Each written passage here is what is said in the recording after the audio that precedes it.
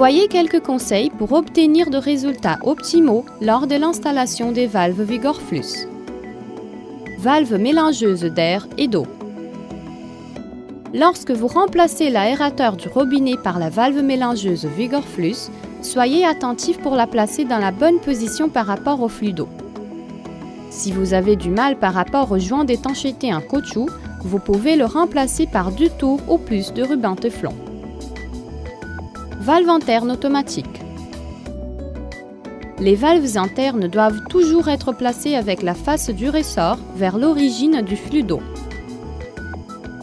Les valves internes s'adaptent bien au coude. Néanmoins, à cause de leur position, une pince peut être bien utile pour faciliter le placement dans la bonne position. Rappelez-vous de repérer la face qui doit être vers le flux d'eau. Dans certaines occasions, il faudra placer la valve interne dans des douches de chauffage au gaz. Si vous apercevez un bruit, ajoutez un joint d'étanchéité en caoutchouc en plus et vissez un peu plus la douche. Pour placer la valve interne dans de flexibles en plastique, dévissez d'abord le flexible et puis, à l'aide d'une clé à fourche, enlevez le mamelon. Remplacez le ruban Teflon par un autre, placez la valve avec la face du ressort vers l'eau et ensuite replacez d'abord le mamelon et puis le flexible.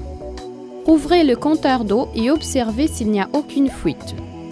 Dans des flexibles en métal, donnez au moins 2 tours de ruban Teflon en plus pour éviter des fuites. Valve externe automatique.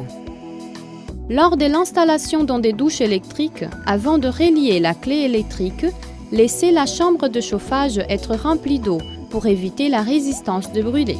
Nettoyez toujours la sortie d'eau des douches à l'aide d'une brosse pour conserver le confort lors de l'usage. Attention, avant d'installer les valves Vigorflux, faites le test de sortie à l'aide du sac à test. Si la sortie est inférieure à 7 litres par minute, dans les cas de robinet avec aérateur, vous pouvez remplacer celle-ci par une valve à 4 litres par minute. Dans les cas d'autres valves, l'installation dans ce point-là ne sera pas nécessaire. Lorsque vous installez les valves Vigorflux, ne forcez pas la limite en les vissant. Cela pourra provoquer de dégâts aux valves et les rendre inutiles. Après chaque installation, vérifiez s'il n'y a pas de fuite.